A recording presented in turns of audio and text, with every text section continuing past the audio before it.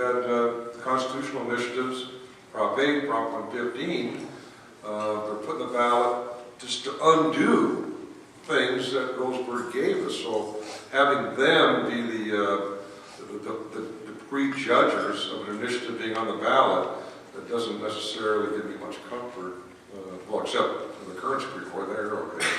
Let me talk about the signatures for a moment, because there could be a new wrinkle that could scare a lot of people who think we have too many initiatives already. Everybody has their iPhone or BlackBerry with them. There is now a new technology that you can sign your initiative, you can sign a petition on your electronic handheld computer. And if that's accepted, and there's going to be a test case. In fact, if you want to read about this, there was an article in the opinion section of Los Angeles Times on Sunday by Joe Matthews, who writes for Fox and Hounds Daily, my shameless plug. But it was the LA Times on Sunday about the idea of using electronic signatures for initiatives, which would cut down the cost of qualifying measures on the ballot. So remember those 105 measures that I said may end up to be 8 to 10? It could end up to be 40 to 50 if it becomes that cost effective. So there's going to be a lot of thought about that. It has to be approved first, and there's a long way to go, but there is a challenge. The only other thought I'd like to throw in the conversation earlier with Dan and Bob is thinking about reforming the initiative process. You have to think, well, if you're cutting down on the power of the people to use the initiative process, if you're putting up some barriers to make it more difficult, then does some of that power then seed back to the legislature? Now, some people think that's a good thing. But remember, poll after poll after poll tells us that 72 to 75% of the people like the initiative process, and 10% of the people like the legislature. And so the idea is, okay, am I going to give up the power that I think I should have in my hands just in case I need it? To give it to, not everyone likes Bob, but some of the other legislators who are up there. And people are going to say no to that reform, I think.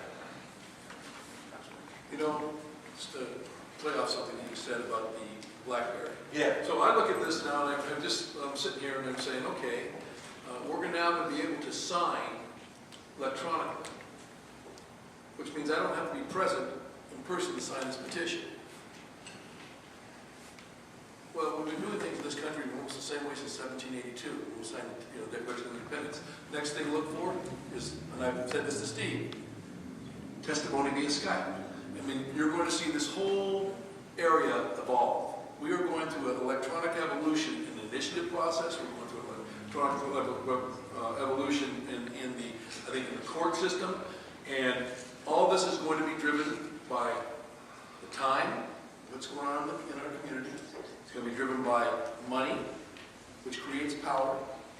And it's going to be driven by ideas that people want to promote. And whoever can capture those three forums are going to drive this initiative process.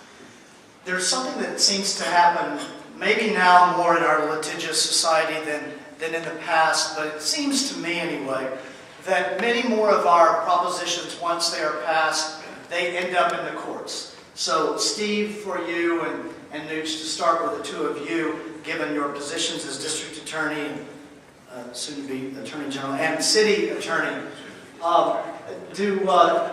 what do you do? How do you deal with, and what's your take on the fact that there are so many interest groups now that are able to haul in their defeated position into court one way or another? Well, that's where we resolve these disputes when there are cases and controversies, and many initiatives, because of the way they're written, sometimes by special interests, not even very skilled lawmakers or lawyers, you're going to inevitably end up in the courts with respect to the core of the particular proposed initiative or some aspect of it. Some of these initiatives have so many parts and pieces, parts are challenged, parts are upheld, but that is where we resolve these issues, and that's a product of the fact that after Hiram Johnson did his thing back in 1911, that this is a very democratic process where any citizen can, but they put the package together, end up putting something in the ballot. So you're predictably going to have disputes even with the well-written initiatives, and so many of them are so poorly written, and so clearly aimed to achieve someone's self-interest, business or otherwise, you're going to end up in the courts. And that's fine. That's why we have courts, to resolve that. I don't see that as a bad thing necessarily, that we end up there to refine what are sometimes very bad products that an uninformed public has bought into for a variety of reasons we discussed here. I agree. I would agree with that. I think that as a proponent and as a supporter of the initiative process, I think the courts are the umpire if something goes wrong, and I think they should be. If there's a constitutional right that's been trampled, the courts have a right to let us know. It frustrates a lot of people, I know, but I think there is that role that the courts have to play now. Sometimes, and remember, courts don't want to get involved beforehand. They don't want it because it becomes moot to the court if the measure is defeated.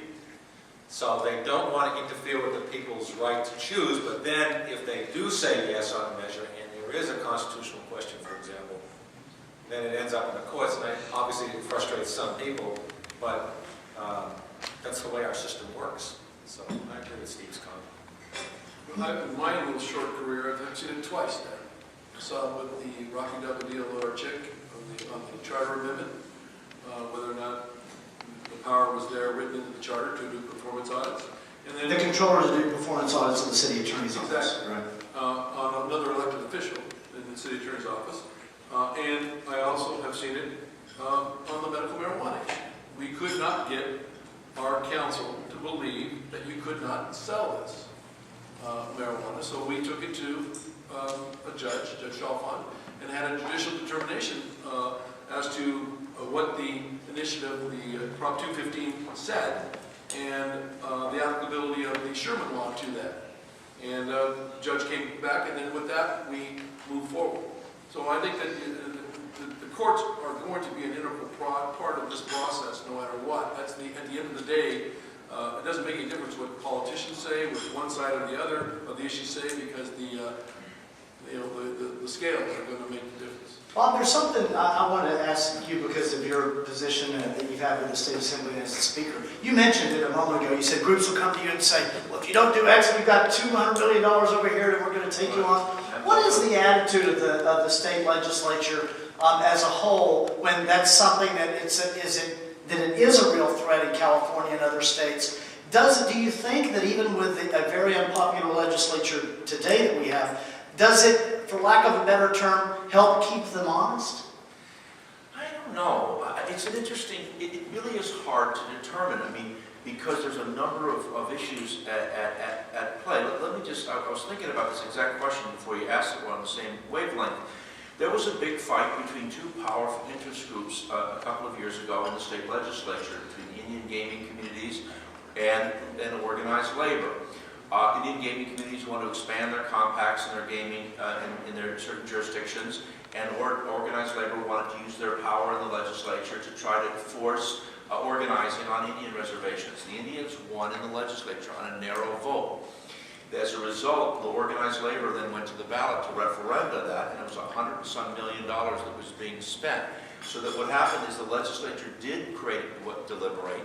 There was a tough fight. They did come up with a decision. And so what happens is you have often where you have folks that don't like the outcome and try to use the process and use other examples, which really isn't the appropriate place for putting it before the voters. You also have what Dan had talked about in his first answer about people wanting to see the markets in California, and for a few $1 million, they can make a play on both sides. It was Steve Bing spending a bunch of money against the oil companies to start a move. It's all of these other chess places. And so it becomes just, I think it's a larger problem about just the size of California. It's such an attractive market in so many contexts. And in the political world, it's so much easier to deal with issues than to deal with temperamental politicians for consultants, that it really is difficult. And it's become this kind of playground in a sense.